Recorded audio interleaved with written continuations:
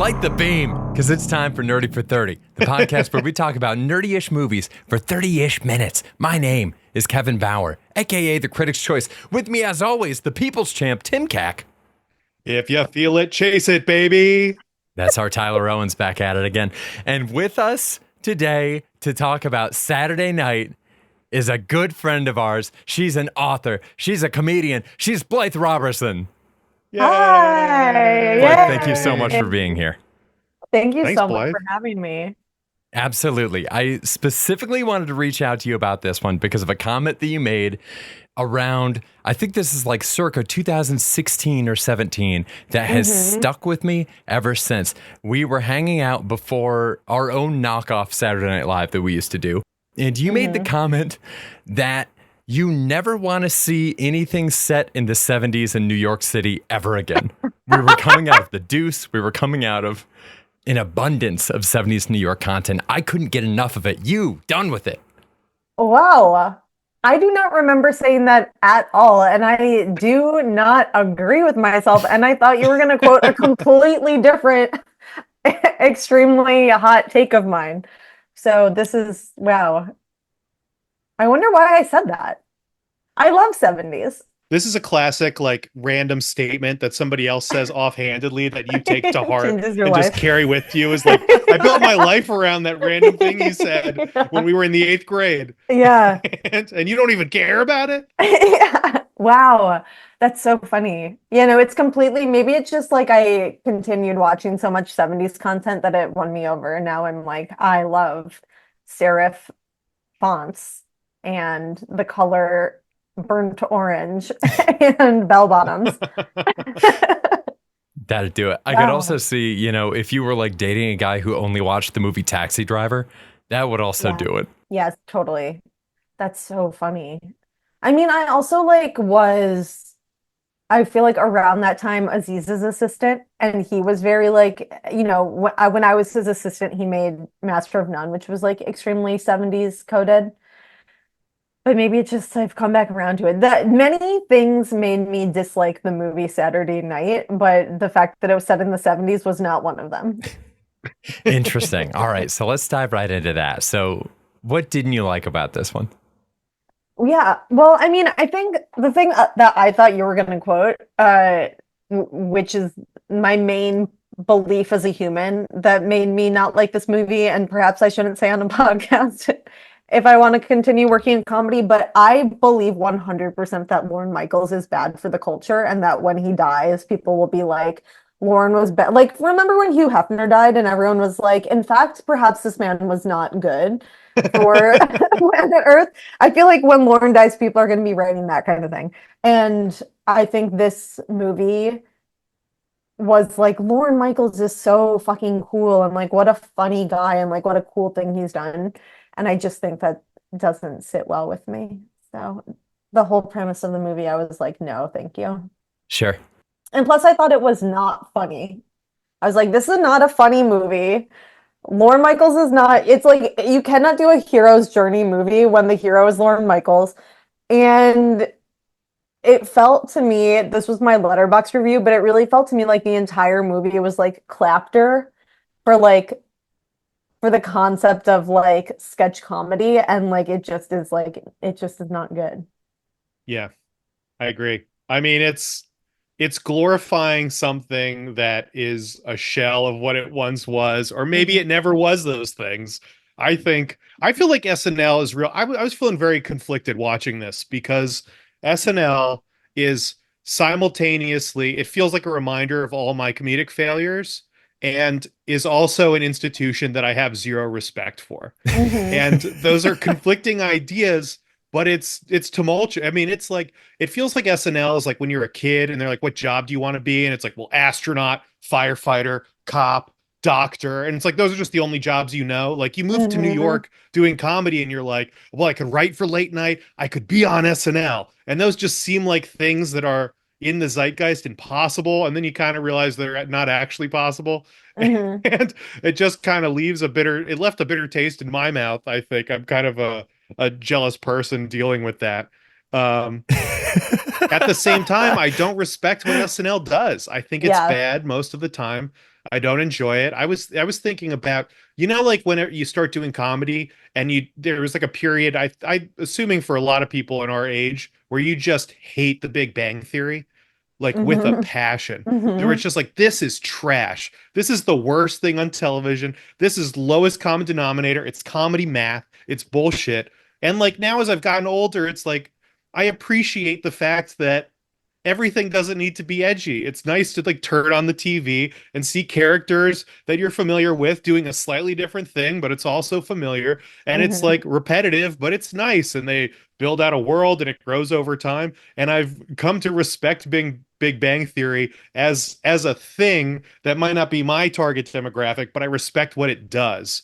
Whereas SNL, I don't respect. I mean, they've done so many shitty things.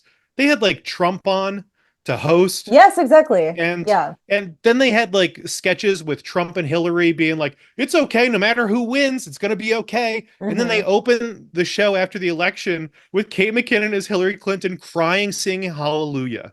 That's they're the most cowardly.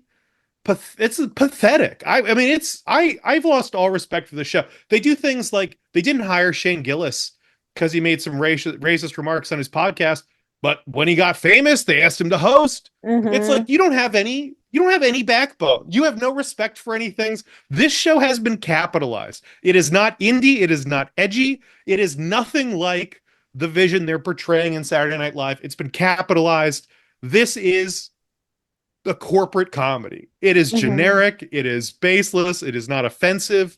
It is pandering, but also pretends to have morality, but also doesn't have morality. It's just all over the place. And I was so frustrated watching this and thinking, man, it's edgy and we got to get these words on there and we're sticking it to the man. And it's like, they haven't done this in 30 years. Yeah. But that's how I felt. I couldn't get through it.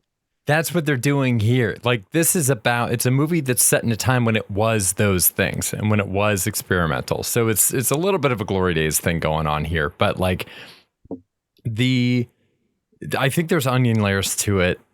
I recognized going into this that I am this movie's target demographic.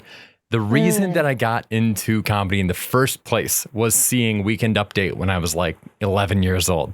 And wanted to do that, wanted to be a cast member. And then getting older, reading Live from New York, learning more about it, I specifically wanted to be Lorne Michaels. I spent my 20s trying to be Lorne Michaels hard. You were Lorne Michaels in your 20s, I think, Kevin. That's the kindest. That is now going to stick with me for the next 10 years. Blythe just said the world will be a better place when Lorne Michaels dies, and now she's referring to you as Lorne Michaels. That's a compliment. Very selective. But I didn't want to be Lorne Michaels now. That's a totally different guy, totally different skill set. What I was specifically like glamorizing was this version of Lorne Michaels. Like, I was really fixated on him coming off the Carol Burnett show, grabbing all those Harvard, National and Harvard Lampoon people, and then making this one transgressive piece. And I think part of what appealed to me about it was that he's kind of like he wrote for Carol Burnett, but he's more kind of like a Rick Rubin of comedy in this sense, where Lorne himself, I think, isn't necessarily that funny. It's just his taste. Yeah. He's got really good taste, and he's really good at curating people.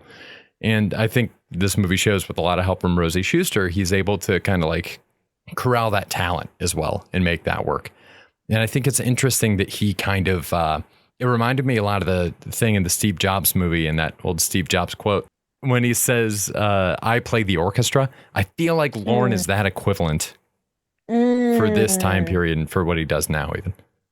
Yeah, that's interesting. And I think that's like why it feels legitimate to hold him to account for like booking Trump on the show and for like putting Fallon on the air and like letting Fallon tousle Trump's hair. And like, it does seem like he really like has a finger in like, it is his taste that like allows these shows to like be legitimizing forces for, fascist politicians and such.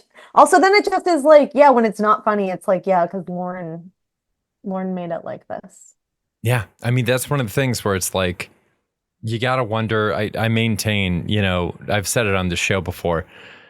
Colin Jost has to be incredibly charismatic. There's absolutely no way that this is not the most charismatic dude. He's got to be a great hang. Mikey Day, like these guys who people roast online, like if you meet them in person, they have to be fucking awesome. Somewhere along that the Fleming way. bit that was just out there. Oh we my were talking God. about that. Chris Fleming. What's the guy's name? SNL bit. Chris Fleming had some bit about how Colin Jost is like the most forgettable human on the planet, and his parents have to have like post-it notes around their house to remind them that they have Colin Jost as their son. I mean, it's incredible. And I was like, I've never felt more seen in my life. I just find Colin Jost to be the most bland human being who's ever existed. And I mean, to this procuring of talent thing, it's now I think there are a lot of talented groups of friends. And there are a lot of people who have had the idea, what if I got my more talented friends to like come together and make something? And it just happened to be this group of friends that got the thing. And as far as wrangling stars and like knowing talent, like, I don't know. It doesn't seem like he's always been the best judge of that. I mean, there's been tons of people who blew up and were only on there for, a year or a season. Like Robert Downey Jr. was on there and he left. Oh gosh, I'm blanking on everybody's name, but yes, there's Julia Louis-Dreyfus was on there for a year and left, and it just seems like there's a lot of instances like that where I don't know if he really knows what he's doing. Yeah, and I feel like we all know so many people who have worked or currently work at SNL, and I feel like there's like all those people are funny, and like I have found many things on SNL funny over the years and found many things made by alums of SNL funny, but I feel like there is just like a very deadening force to like the show in a way that I know everyone's always been like, oh, it used to be so much better, but I do feel like there's something about the show that makes funny people not quite as funny as they would be otherwise.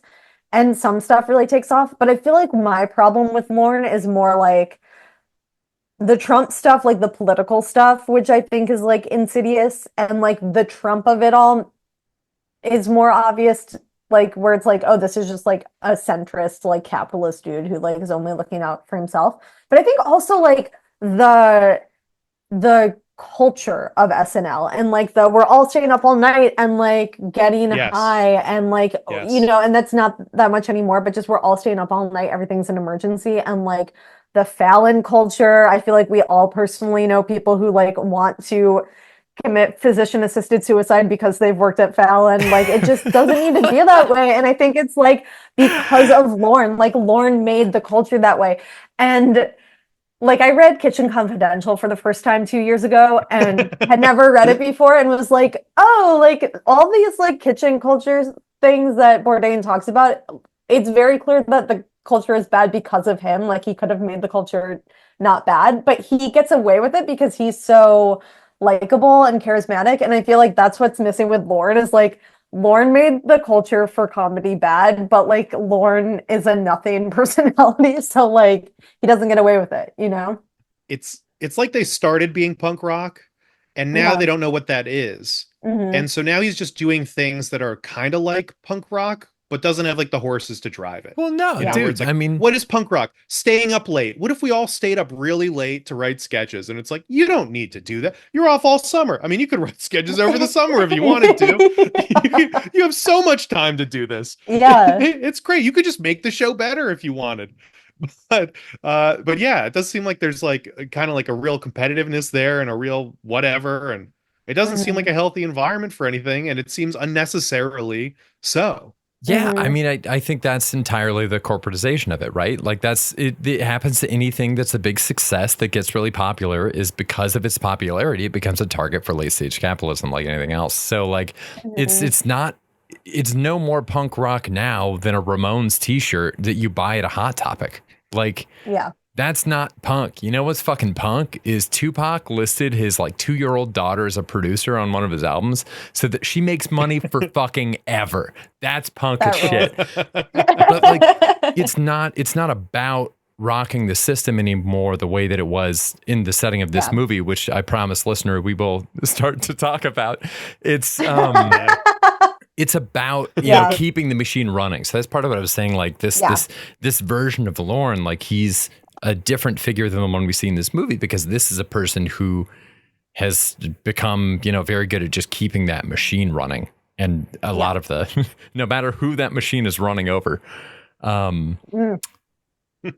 I wonder if I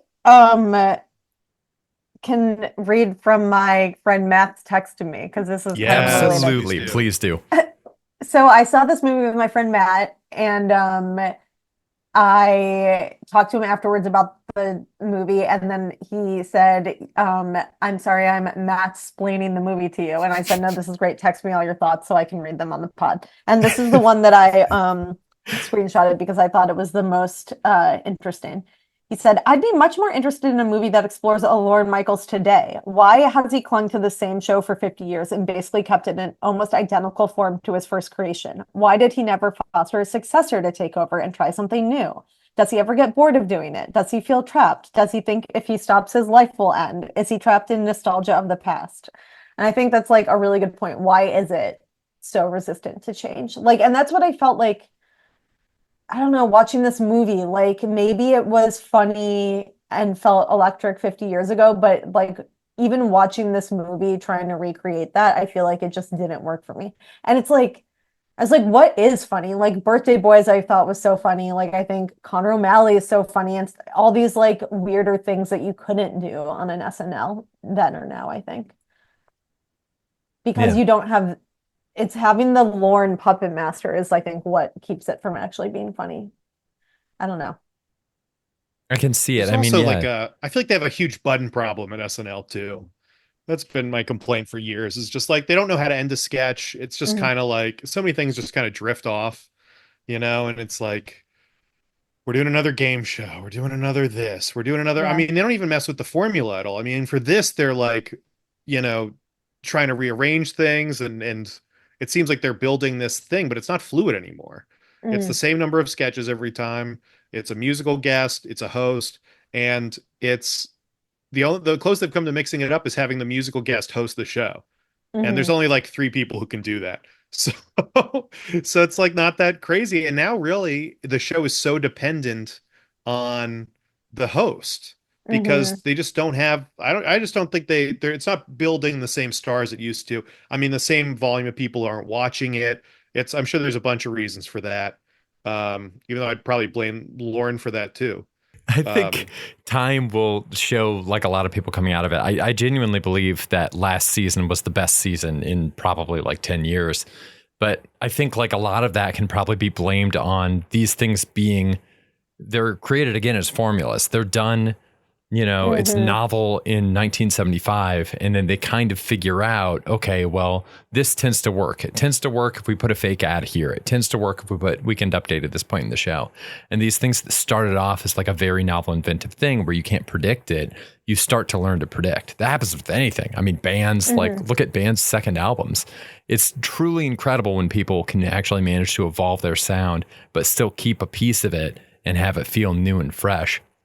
And there's aspects of comedy that, are fucking ancient. There's things from the turn of the century, like Catskills comics and stuff like that. There's Abbott and Costello. There's all these, there's a deep history of comedy performing here, but there is a modern sensibility of comedy that I do feel was snapping to place around this time. And I mean, even the stuff, all of us come from an improv background, even all the stuff that they always talk about with Del Close and, the I'm forgetting the name, the family or whatever the team was that they all came from in Chicago. And that their distillation of, dramatic improvisation into the Herald and then going from there. And now, I mean, look at all these different improv theaters around in all these different cities that are teaching how to do this thing. And if you do it wrong, it's so formulaic. But if you do it right, it's something like Connor O'Malley, where it's or some of the shit Tim Robinson does, where it's this is fucking thrilling to watch this person do this. I genuinely believe, I think Patty Harrison might be the funniest person on the planet. Some of the shit that Patty does on her Instagram stories is this is fucking jazz. This is so funny. Yes. Yeah, totally. I think the best stuff is talented, funny people finding a way. Then you just have to find the formula or the platform that amplifies what you want to do. Tim Robinson's show is like a great example where like the sketches are like crazy, they're all over the place, but they follow specific tones and like specific lanes that support him. And even the endings are kind of like swerves. It's just got like a different sense to it. And it's all propelled around doing the funniest thing they can. Like comedy is driving it, where it feels like SNL, the formula is the formula. And if we can fit some comedy in here, that's good. Mhm. I was thinking along with the star power thing of, I thought the best part of this movie, we want to talk about the movie, Yeah, was yes. I could have watched Gilda, Chevy, and Dan Aykroyd just do anything for another hour, 2 hours. I thought all those actors were crushing it. And it's wild to think about. I mean, Chevy Chase now, Dan Aykroyd now, and like go back and see a glimmer of maybe who they were. I'm sure these are also kind Mm. of caricatures, but to see them in this light is pretty awesome. Yeah, I was surprised too. And I like read the Live from New York a million years ago, but I was Yeah. surprised to learn or relearn that Dan Aykroyd was so sexually desirable to the women on Yeah. staff. It's so funny. But I guess it It's makes so sense. yeah. Yeah. I really liked the guy that played what's his name? Michael O'Donoghue, the Oh head yeah, writer. I was Tommy like, Dewey's the that actor's guy. name. Yeah, I was like, who the fuck is that? And then when his name came up on the credits, I was like, Tommy Dewey, I gotta Google that guy. And Matt was like, why? And I was like, because he's hot. And Matt was like, you have a weird taste. So You have a specific type. Yeah. I was like talking with Lauren. I showed Lauren the National Lampoon documentary. Lauren, not Lauren. Yeah, Lauren, my girlfriend. I Just showed to her the specify. National Lampoon documentary before this, and then we watched the first episode of SNL before we saw the movie, just to kind of like set the Oh, tone wow. and stuff. And I was pointing out some key players and stuff. And Michael O'Donoghue, I think, is a fascinating person, like a genuinely fascinating person, fascinating comedy writer. Such a dark guy. There's a book Mhm. about him. I don't know if it's in print anymore, but if you can pick up a copy, it's good. It's called Mr. Mike. And then it's so fascinating to me that like I think the last major thing he worked on before he died was the movie Scrooged, which is it's fascinating to me that somebody who's that misanthropic his entire life is drawn to a movie about Scrooge that is a dark movie, but also ends with Bill Murray in like a much more humanist place at the end. And I just think there's meat on that bone. And I thought Tommy Dewey's portrayal was fucking phenomenal. So good. It's really fun. Yeah. It's I really did good. think the most punk rock thing about this movie, and perhaps the only punk rock thing about this movie, was having Nicholas Hoult play two characters for no reason. Yeah. Or is that his name? That's not Nicholas his name. Braun. Fuck. I keep Nicholas doing the Braun. same thing. I Cousin react Greg. the same to both of them. Yes, yeah. Yeah, that was the only I was like, that's cool and random. But That's other kind than of cool that, and random, but I didn't find either of them interesting. Am I crazy? I didn't like either of them. I was like, I watched, Man on the Moon or whatever with Yeah. Jim Carrey, and I thought that was a great movie, but I Yeah. don't know. I've never found, well, God, what's his name? Andy Kaufman. Kaufman. I've never found Yeah. Kaufman so uninteresting before as he was Yeah. in this movie. I didn't enjoy any of it. And Jim Henson, I don't know anything about Jim Henson, but if this is what the bits with Jim Henson were pretty funny, but Yeah. Apparently, people online, Muppet heads, were like incensed by this. They were like, it's horrible that this movie is portraying him as like a loser and an idiot, when in fact he was neither. Like, I think that's Yeah. funny. When in fact he was neither. When in fact he was normal. but he was kind of like bullied off the show, right? Yeah.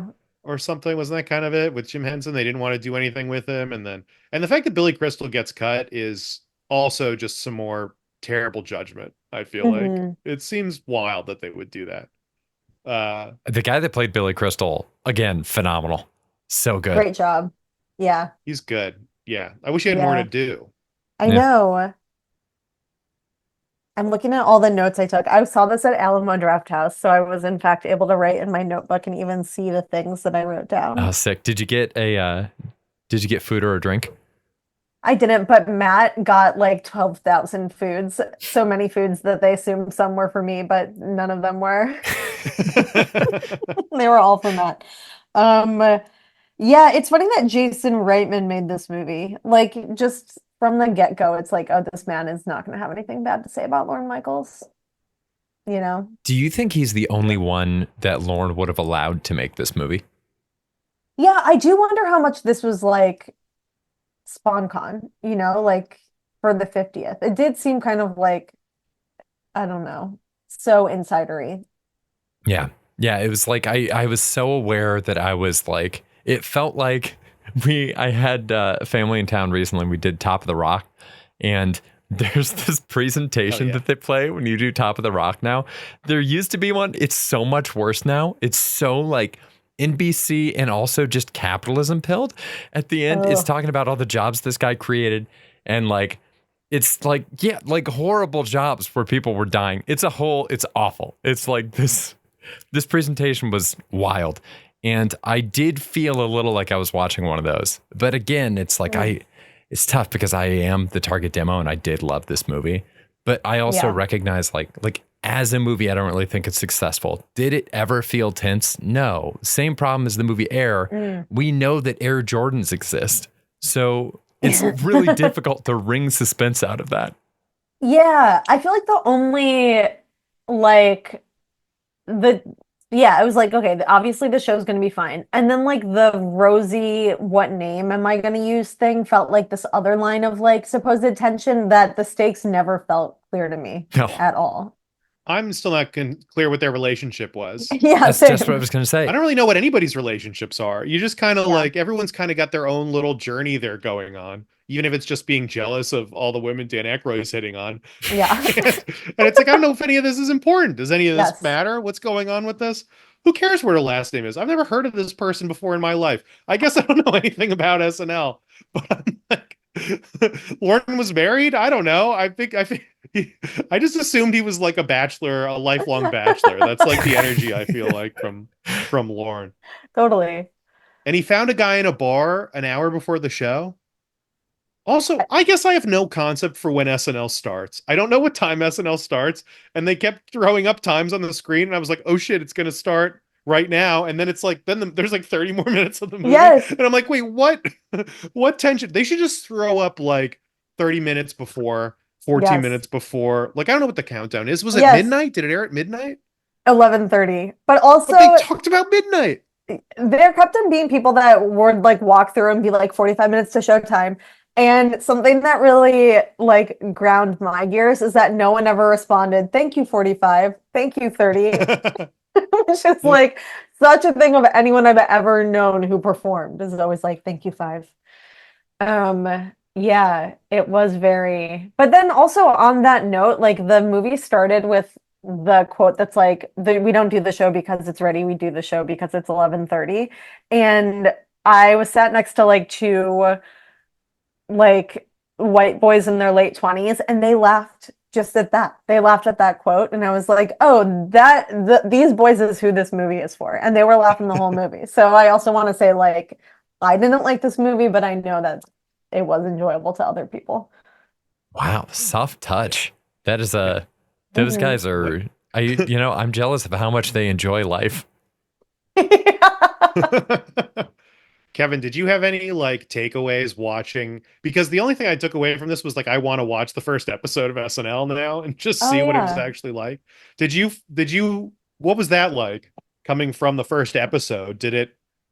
I don't know. It was kind of cool to see all the sketches, but I was also like, I don't understand how any of this is. Some of them were funny, but then they opened the show with the Belushi thing up top. I'm like, I don't know what this is. He's just repeating a thing, and then he also has a heart attack, and people are dying and clapping. There were so many moments when people just they do a sketch, and then the thunderous applause and laughter that Bits got in this is just crazy. There's like 30 people in the room.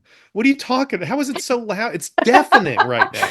Dude, this is not that funny. Yeah, it's just it can't be that funny. It's definitely like some of it's just cultural. This is 50 years ago. It's the same thing we've talked about before with like when you watch some old Steve Martin stuff and like some of the like Let's Get Small, people are losing their mind at just a little bit of intonation, and something is definitely lost in translation. Love Steve Martin, but some of it just doesn't work. Robin Williams was one like that for me. where Oh, I'm just yeah. like, you watch old Robin Williams and I'm like, what is he talking about? He's destroying. I have no idea what he's even saying, right? He's just making sounds. Now Yeah. that What I'm on board character for. is this? That one, I fuck with old Robin Williams. I went to I like it too. I went to an Eddie Izzard show. Is that Yeah. her name? I'm Googling right now. Eddie Izzard, yes. I went to an Eddie Izzard show with my friend Jennifer like last year maybe, and she was just literally making sounds to the point where we could not understand a single word Eddie was saying. And people were like literally crying. And Jennifer and I had to leave at intermission. We were like, we can't understand what's going on. But people were like cheering. And I was like, you know what? Good for them. Oh my God. Incredible. It's those same two dudes that were sitting next to you with the movie. Yeah, I think like it's amazing the parts of this that do hold up in terms of the movie itself. Just fun to see backstage and fun to see moments dramatized that I've read about and heard about in other documentaries. Still kind of rubbed me the wrong way at points because it had moments that felt like placeholder moments. This is another one we talk about a lot, about when people have the rhythm of a joke, but the content is not actually funny. And the audience laughs because they know the rhythm. But the part where Michael O'Donoghue is saying a bunch of foul things to try to get the censor to quit is an absolutely preposterous conceit. Because even if they used an exact quote from him, the things that he is saying are foul, but don't necessarily have that much of an actual comedic punchline to them, but they're being presented as though he's on this incredible diatribe that's going to end in a great punchline. And even if it did, the fact that a human woman whose job is to do this thing would be driven from an office because she was so upset by horrible things that she was hearing, it's ridiculous. It's sitcom logic. It's like fucking Peppa Pig logic. Yeah. Yeah, that's how I felt about the whole movie. Like the whole movie was like the rhythm of jokes that weren't actually funny. And like as a person who understands the rhythm of jokes and often feels like she isn't actually funny, I feel like it pains me more because I recognize myself in it. I'm like, oh yeah, if I tried to write a movie about SNL, it probably would be similar to this, where it's just like, it's like it knows what jokes are, but it just isn't doing it. And I think like it's really hard to like, I mean, and again, maybe it's like because my job is, and thank God, like I feel so lucky to be thinking about jokes so often, like it just doesn't work for me to like recognize this is joke format, but is not funny. Like the only things that are funny to me now are like the Connor O'Malley's of the world who are like just being so weird in ways that I never would think to do it, but like it can work for like the white boys sitting next to me who are like dying. But yeah, it just like the whole movie was like it feels so strange to be like presented with 90 minutes of this is supposed to be uproariously funny and just to not laugh once. And in that way, it's an accurate representation of SNL. Oh my God. Any final thoughts, anyone? I feel like everything I said is going to get me like hated by everyone we've ever met. I love everyone we know, and I think everything that they do on SNL is very funny. Yeah, I do too. I mean, there's definitely high points and good stuff. I mean, I think our complaints are kind of out of their hands for the most part. Yeah, I mean, I did laugh at the John Mulaney, Bob Dylan promo this week. Yeah. Oh, I didn't see that one. Yeah, I'll send it to you. Oh, thank you. I do think, a lot of that, I don't even know, honestly, how much of it is even Lorne's fault outside of the fact that he's, like I said, like just on these corporate rails now, and that this thing is too important as a money-making opportunity in order to take any substantial risk. So like, I'm not even sure how much of having, people on the show, it's tough, you having Trump host and presenting things as it's going to be fine. It's not okay. It's sane washing of the highest order. So it's tough because it's like, I know there are corporate demands, but also you want to believe that the Lorne that's depicted in this movie would find some kind of a way, if there's any of this version of 29-year-old Lorne left in him. You want to believe that he would find some way to subvert that. So I don't know. I guess we'll see. I think kind of to the Trump thing too. I mean, Trump is in the WWE Hall of Fame, right? Like but like wrestling is intentionally provocative. Like their whole thing is to be edgy and whatever. Big Bang Theory, it's just the math. It's just the math. They're not trying to push any boundaries. It's comfort food. SNL somehow wants both. And it rubs me the wrong way as someone who knows a little bit of comedy math and I find that annoying. I find it hypocritical. Yeah, and I feel like there's a tendency of some comedians to be like, I'm a comedian, but I also want you to know that I am a genius. And like, I definitely sometimes am like, what if I could be both a genius and a comedian? And I think you really cannot do both. Like, especially you can't want that. You can't want other people to think that of you and like pull it off. And I think that's not what SNL is doing, but SNL is like, what if I could be a comedian and also like a rock star and super cool? And I think you can't make good comedy from that point of view. And I think what Jason Reitman was trying to do with this movie is be like, comedians are rock stars. And I just like, I think you can make a movie about that. And I think this works as like a movie about like, what if comedians were rock stars? But I think you can't do that and have it be like a funny movie. Sure. Yeah. And I would say mission accomplished there. Yeah. Loved it. Not funny. Listener, what did you think? Let us know. Send us an email, nerdy430@gmail.com. We will read it on the show. Blythe, thank you so much again for being here. This is great. Please come back again. Thank you. Thanks, Blythe. Do you have anything you want to plug? Anytime. No, just my great friendship with you guys. Oh, I love that. Shucks. Wow. Bye. We'll see you soon. Oh, someone's getting an invite back. Hell yeah. We'll be back here again next week with, I think, what are we doing? La La Land or Lethal Weapon first, Tim? Do you remember? La La Land. La La Land. We'll be back here again next week with La La Land with our pal Mike Breen. We'll see you then. Until then, stay nerdy, everybody. Bye. Bye. Bye.